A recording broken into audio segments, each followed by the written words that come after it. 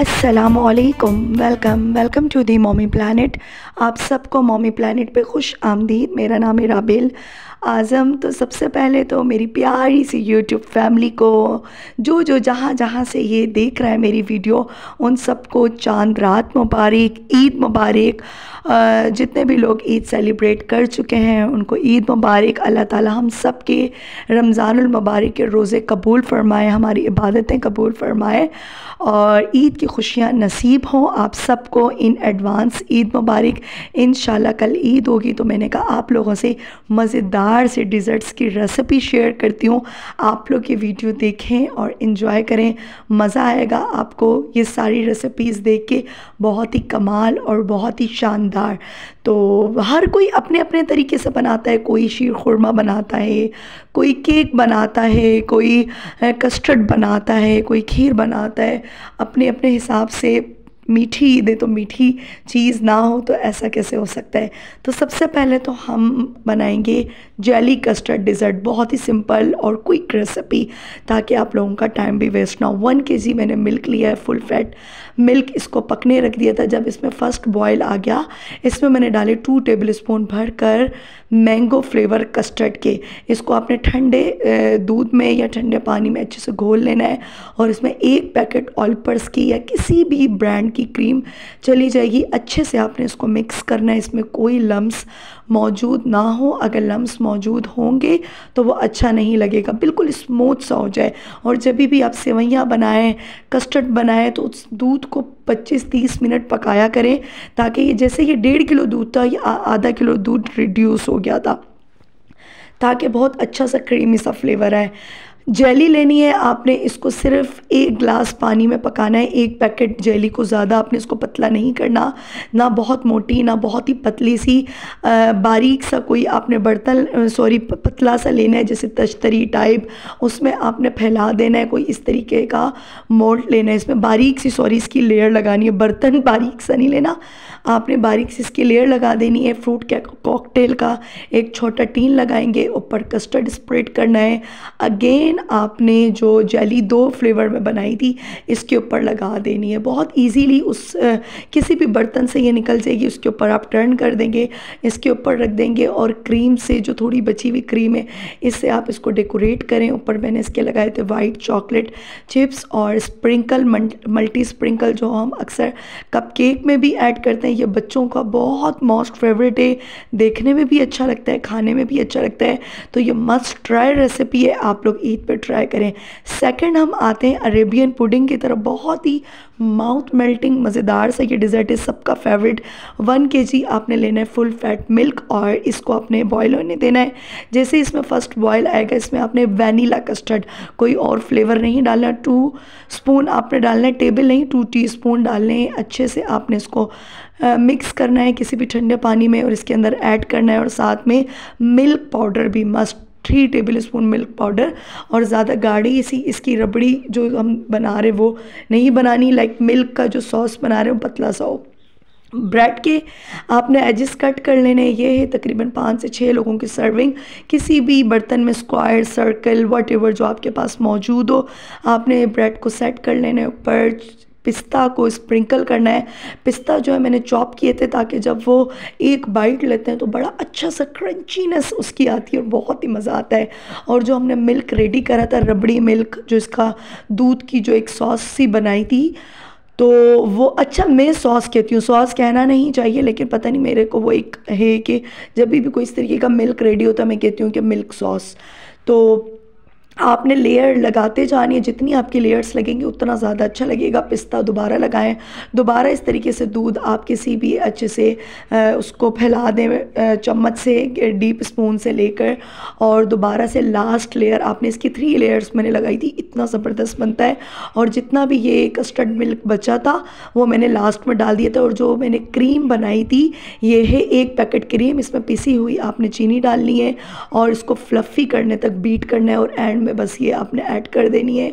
तो इसको ठंडा करना है आपने तकरीबन 3 से 4 घंटे। अगर आपको जल्दी है तो आप फ्रीज़र में 1 से 2 घंटा तो मस्ट रखें। ऊपर बचे हुए पिस्ता लगाएं, इंजॉय करें। ठंडा ठंडा माउथ मेल्टिंग मज़ेदार आपका ये डिज़र्ट रेडी है। और इस ईद पर और ये ट्राई करना बनता है। आप लोग दावत पे बनाएं, डिनर पे बनाएं, लंच पे बनाएं, बहुत मज़ा आएगा, बहुत ही ज़बरदस्त है। नेक्स्ट हम आते हैं आजकल की वायरल रेसिपी बहुत ज़्यादा, मलाई कुनाफा रोल, बहुत ही ज़बरदस्त। जिसके लिए मैंने लिए थे 100 ग्राम पिस्ता, 1 cup milk powder, half cup sugar. इसको आपने बिल्कुल फ़ाइन सा पाउडर बना लेना है। अगर आपका ये बहुत ज़्यादा फ़ाइन ना बने तो आप इसको थोड़ा छान लीजिएगा, मोटा मोटा ना हो। 1 kg मैंने अगेन फुल फैट मिल्क लिया, हाफ़ कप शुगर डालनी है, ज़्यादा नहीं। और 1 कप आपने इसमें, 1 पैकेट इसमें गई थी क्रीम, कोई भी क्रीम आप डाल सकते हैं। अच्छे से गाढ़ा होने तक इसके अंदर कोई लम्स मौजूद नहीं हो, इसको इसके अंदर मिक्स होने तक पकाना है। 2 स्पून आपने इसमें डालने हैं वैनिला कस्टर्ड के, और कोई कस्टर्ड नहीं, वैनिला। जिस तरीके से हमने अरेबियन पुडिंग का सॉस बनाया तो उसी तरीके से ये बनेगा, ये रबड़ी भी इसी तरीके से बनेगी। और इसमें बस ये फ़र्क है, इसमें पिस्ता मैंने ऐड करे थे 1 कप चॉप किए हुए। अगर आपके पास नहीं है, काम है, तो आप इसको स्किप भी कर सकते हैं। और मैंने ली थी फेनी 1 पैकेट। और आपको पता है अक्सर जगह पे कुनाफा मौजूद नहीं होता, इस वजह से मैंने फेनी ली थी। फेनी मौजूद ना हो तो आप लोग बारीक वाली सवैयाँ ले सकते हैं, लेकिन कोशिश करें फेनी लें। 2 टेबल स्पून मैंने लिया था बटर का, नॉर्मल कोई भी बटर ले सकते हैं। और अपने फेनियों को अच्छे से इसमें रोस्ट करना है, ज़ीरो फ्लेम पर, बिल्कुल ज़ीरो फ्लेम पे करेंगे ताकि इस पर कोई रॉ और कच्चापन ना हो। अच्छे से जब ये रोस्ट हो जाएंगी एक साइड पर रख दें। उसी पैन में आपने 1 गिलास भरकर दूध डालना है, बॉयल होने तक। जब वो दूध पकने पर आ जाए, ये जो हमने पाउडर बनाया था पिस्ते का, मिल्क पाउडर का, चीनी का, इसमें ऐड करना है और इसको मिक्स करते जाना है ताकि इसमें कोई गुठलियाँ, लम्स मौजूद ना हो। जब ये अच्छे से मिक्स हो जाए, अगर आपका दिल करे आप इसका ये नेचुरल सा कलर देना चाहें नेचुरल दे दें, मैंने थोड़ा डार्क कर दिया था। लाइट देना चाहें आप लाइट भी दे सकते हैं। अच्छे से आप इसको मिक्स करें, ग्रीन कलर मैंने इसमें ऐड करा है। और जब ये अच्छे से मिक्स हो जाए, थोड़ी सी थिकनेस आ जाए, आपने इसमें ऐड कर देनी है ये सवैयाँ, फेनी, कुनाफा जो आपके पास मौजूद हो, ठीक है, जो हमने भूनी थी। और आपने इसको इस तरीके से पकाने जैसे हम हलवा भूनते हैं। जब ये पैन से अलग हो जाएगा, सेपरेट हो जाएगा, तो आपने इसको ठंडा करने के लिए एक साइड पे रख देना है। थोड़ा सा जब ठंडा होगा तभी हम इसकी फिलिंग बनाएंगे। आप देख सकते हैं कि अच्छे से बिल्कुल पैन को इसने छोड़ दिया है। ब्रेड के स्लाइसिस आपने साइड से इसके एक्स्ट्रा एजेस कट कर लेने हैं, जैसे मैंने कट किए हैं। और इसको पतला सा थिन सा बेल लेना है। बिल्कुल फ्रेश ब्रेड लीजिएगा, वो ज़्यादा अच्छी बात है। जितना थिन बेलेंगे उतना ही अच्छा ये जो हमने रबड़ी बनाई है इसके अंदर एब्जॉर्ब होगी। और इस तरीके से पतले पतले इसके जो हमने कुनाफा की जो फिलिंग बनाई है, आपने रोल बनाए और इसके अंदर फिलिंग करें। और जिस तरीके से मैं फिल कर रही हूँ, आप लोग इस तरह फिल करके एक साइड पे रखते जाएं। ये इतना ज़बरदस्त है, एक तो इससे आपके गेस्ट बहुत ज़्यादा खुश हो जाएंगे, हैरान हो जाएंगे। इतना ज़बरदस्त डिज़र्ट जब आप उनके सामने पेश करेंगे, बच्चे भी खुश होते हैं। और सबसे बड़ी बात, ये वायरल रेसिपी है, तो ये मस्ट ट्राई रेसिपी है, माउथ मेल्टिंग, बहुत मज़ेदार। तो सबसे पहले तो ये जो हमने रबड़ी रेडी करी, एक लेयर आपने थोड़ी सी ये इसकी लगानी है। और उसके बाद आपने रोल सारे सेट कर देने। आपका दिल करे आप किसी भी बर्तन में सेट कर सकते हैं अपनी मर्ज़ी के मुताबिक। और अगेन इसके ऊपर ये रबड़ी स्प्रेड करें, फैला दें और दोबारा से रोल इस तरीके से लेयर वाइज रखते जाएं, लाइन वाइज आप रखते जाएं। और मैंने कुछ रोल एक साइड पे भी रख दिए थे। मलाई कुनाफा रोल बहुत ज़बरदस्त रेसिपी है और काफ़ी ज़्यादा लोग ये ट्राई भी कर रहे हैं, बहुत ही मज़ेदार। इस ईद पर, अभी आपको पता है ईद के बाद हमारी 10-15 दिन तो दावतों के सिलसिले रहते हैं, तो आप लोग ये दावत पे बनाएं, मज़ा आएगा, इंजॉय करेंगे। मस्ट ट्राई रेसिपी है। और देख सकते हैं ऊपर से मैंने इसके पिस्ता डेकोरेट किए हैं, कितने खूबसूरत, कितने ज़बरदस्त। 3 से 4 घंटे इसको फुल चिल्ड करें और इन्जॉय करें। अब हम आते हैं अपने स्पेशल और जो हमारी एक रिवायत है, शीर खुरमा। मीठी ईद हो, ईद उल फितर, और शीर खुरमा ना बने, ऐसा कैसे हो सकता है। तो जो लोग शीर खुरमे के बिना ईद नहीं करते, ये उनके लिए स्पेशल रेसिपी है। मिल्क लिया था मैंने 1.5 किलो इधर, और थोड़ा सा ताकि ये रिड्यूस भी हो जाएगा। इसको फुल बॉयल आपने करना है। जब इसका फर्स्ट बॉयल आ जाएगा, इस पर इलायची डालनी है खोल कर 3 से 4। और जब लास्ट बॉयल आएगा, आपने इसमें ऐड कर देनी है 1 पैकेट क्रीम, ठीक है। 1 पैकेट आपने कोई भी किसी भी ब्रांड की क्रीम ऐड करनी है।